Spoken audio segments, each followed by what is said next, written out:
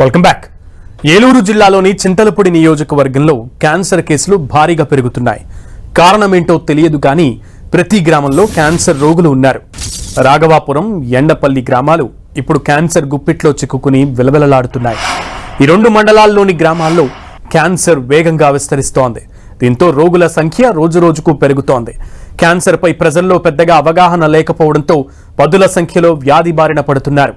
Last స్టేజ్లో తెలిసినా ప్రయోజనం లేకపోవడంతో చివరికి ప్రాణాలు విడుస్తున్నారు.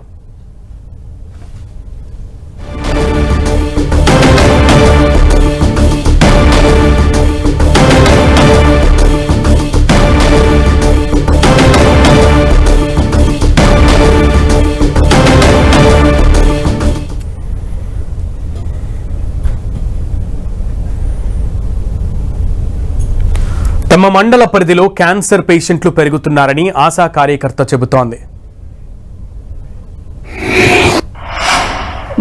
నా ఏరియాలో నలుగురే ఉన్నారండి.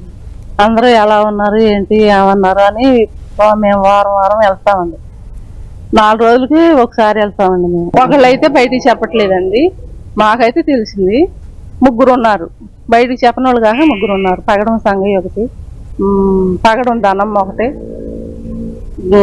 కోటమర్తి అక్కమ్మ ఒకటి. అక్కమ్మకి ఆపరేషన్ చేశారు. ధనమ్మకి ఆపరేషన్ అయ్యింది. అవి విజిట్లు పెట్టాలని, ఇంజక్షన్లు పెట్టాలని. చింతలపూడి నియోజకవర్గాన్ని క్యాన్సర్ పంజా విసురుతోంది. అసలు ఆ నియోజకవర్గంలోని గ్రామంలో ప్రతి గ్రామంలో క్యాన్సర్ బారిన పడినటువంటి ఒక కుటుంబం ఉంటుంది. దీనికి కారణం ఏంటి? అసలు చింతలపూడి నియోజకవర్గంలోని గ్రామాల్లో ఏం జరుగుతోంది? మూలం ఎక్కడ మొదలైంది? వివరాలు మా ప్రతినిధి శ్రీనివాస్ అందిస్తారు. శ్రీనివాస్.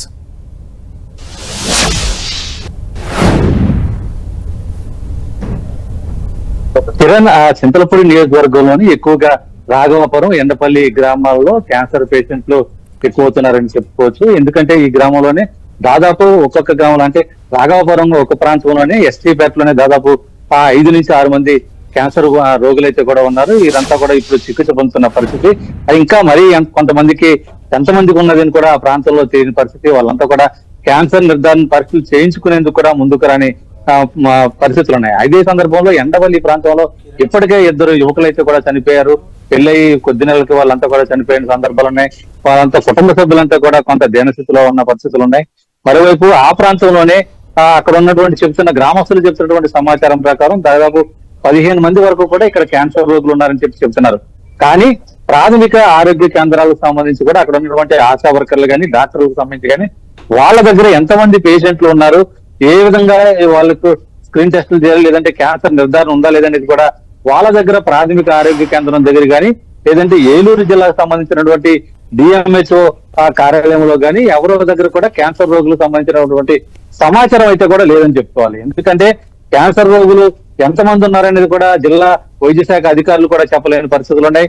దగ్గరలో ఉన్నటువంటి ప్రాథమిక ఆరోగ్య కేంద్రంలో ఉన్నటువంటి వైద్యులు తామంతా కూడా రెగ్యులర్ గా చిన్న చిన్న రోగాలకైతే కూడా వారికి సంబంధించిన రికార్డు ఉంటుంది. కానీ క్యాన్సర్ బారిన పడిన వారికి సంబంధించిన రికార్డు తమ వద్ద లేదనేది కూడా వాళ్ళు చెబుతున్న పరిస్థితి.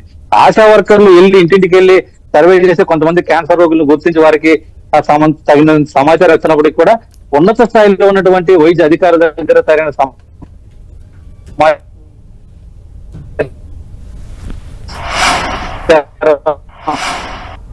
లేదని చెప్పుకోవాలి. వాళ్ళని క్యాన్సర్ రోగులు వస్తున్నాయి సమాచారం ఏముందంటే వాళ్ళు జీరో నాలెడ్జ్, తమ దగ్గర ఎటువంటి సమాచారం లేదు, సేకరించి చెప్తామని చెప్తున్న పరిస్థితులు ఉన్నాయి. అంటే మొత్తానికి సంబంధించి అసలు ఏలూరు జిల్లాలోని చింతలపూడి నియోజకవర్గంలో ఉన్నటువంటి ఎస్సీ నియోజకవర్గం, ఈ నియోజకవర్గంలో ఉన్నటువంటి ఎక్కువ మంది అంతా కూడా పేద మధ్యతరగతి కుటుంబాలకు చెందిన వారే. ఈ క్యాన్సర్ బారి పడి మరణించిన వారు కూడా ఎక్కువగా పేదలే ఉన్నారు. వీళ్ళంతా కూడా రోజు కూలి పనిచేసుకునేవారు.